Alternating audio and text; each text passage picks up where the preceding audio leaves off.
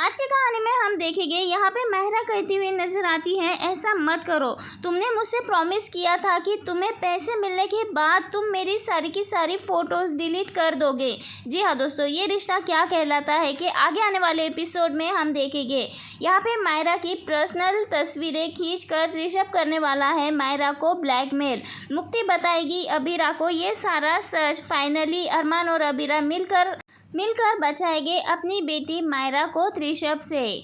ये रिश्ता की कहानी में बहुत ज़्यादा ज़बरदस्त ट्विस्ट आपको देखने को मिलने वाला है। धमाकेदार एपिसोड देखने को मिलने वाला है दोस्तों, जहां शो में आपको देखने को मिल रहा है कि अब यहाँ पे माहिरा मुक्ति एक बहुत बड़ी प्रॉब्लम में फंसने वाले हैं। एक तरफ तो जहां अरमान की अब जल्दी इस दुनिया से एग्जिट दिखाई देने वाली है, यानी कि कहानी से एग्जिट। जी हाँ दोस्तों, क्योंकि अब जल्दी ये रिश्ता को अलविदा कहता हुआ नजर आने वाला है अरमान। अबीरा को भी उसी जहां हमें देखने को मिलता है कि अबीरा को ऑलरेडी इतनी ज़्यादा टेंशन है कि आखिरकार अरमान को क्या हो गया है, तो वही दूसरी तरफ बच्चों पर भी संकट आ चुका है, यानी कि परेशानी में पूरी तरह से फंस चुकी है। जहां कहानी में आप सभी देख रहे हैं कि दिशा का भतीजा जो अभी पोद्दार परिवार में आ चुका है और उसकी गंदी नज़रें सीधी पड़ रही है माहिरा पे। वो माहिरा को किसी भी तरह से हासिल करना चाहता है। वो एक स्टॉकर है जिसकी गंदी नज़रें सिर्फ और सिर्फ माहिरा को देख रही है। अब यहाँ पे आप सभी को बता दें दोस्तों, यहाँ पे माहिरा और मुक्ति जो है वो टीनेज में हो चुके हैं और ऐसे में गलत फैसले लिए जाते हैं और आपकी लाइफ भी ख़राब हो सकती है। लेकिन अरमान अबीरा जैसे ही अगर अरमान और अबीरा जैसे पेरेंट्स हो तो आपको अच्छी समझ और अच्छी सीख तो मिल ही जाती है। आप सभी ने देखा ही होगा दोस्तों कि माहिरा और मुक्ति दोनों भी ब्रेकअप पार्टी में गए होते हैं और वहाँ पे माहिरा रोहन से बात करने की कोशिश कर रही होती है, क्योंकि यहाँ पे माहिरा तो सच में रोहन से काफ़ी दिनों से बात कर रही है, लेकिन उसे पता नहीं होता है कि रोहन का फ़ोन चोरी हो चुका है और उसके फ़ोन से कोई और ही माहिरा से बात कर रहा है।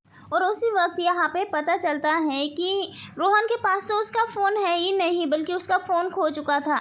ऐसे में उन दोनों को भी डर लगने लगता है कि आखिरकार रोहन का फ़ोन चोरी हो गया है, वो किसी से बात नहीं कर रहा है माहिरा से, तो आखिरकार ये कौन है जो माहिरा से बात कर रहा है रोहन बनकर। अब यहाँ पे माहिरा के लिए गिफ्ट भी आता है, नोट भी आता है, लेकिन जब यहाँ पे माहिरा उस लड़के को ब्लॉक कर देती है तब यहाँ पे वो लड़का कहता है कि तुम मुझे ब्लॉक तो कर सकती हो लेकिन अपने दिल से नहीं निकाल सकती। यानी कि दोस्तों ये पक्का आशिक है जो माहिरा के पीछे हाथ धोकर पड़ चुका है, और सिर्फ हाथ धोकर ही नहीं बल्कि उसकी गलत तस्वीरें भी निकालता है। घर में उसकी तस्वीरें खींचता है, जूम करना और उस लड़के के उसकी ओर देखते रहना, ये सब कुछ माहिरा को महसूस होता है।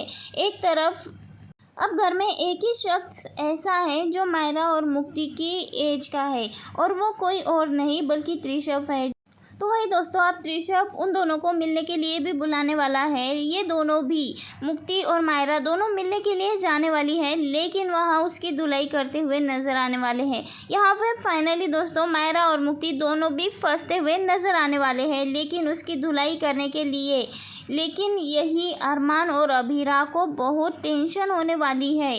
और वो दोनों ये भी सोच रहे हैं कि इतना सारा सामान, रस्सी, पेपर स्प्रे, ये सब कुछ लेकर वो क्यों गए हैं। यहाँ पे वो दोनों बहुत ज़्यादा परेशान होते हैं। लेकिन यहाँ पे ऋषभ तो और भी ज़्यादा माहिरा को परेशान करने वाला है कि उसकी प्राइवेट तस्वीरें दिखाकर।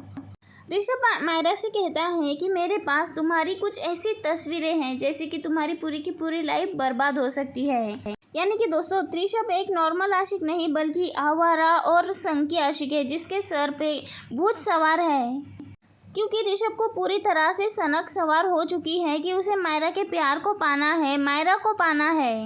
यहाँ पे ऋषभ को ये समझ नहीं आ रहा है कि किसी का भी प्यार वो ज़बरदस्ती हासिल नहीं कर सकता, किसी को भी प्यार करने के लिए मजबूर नहीं कर सकता।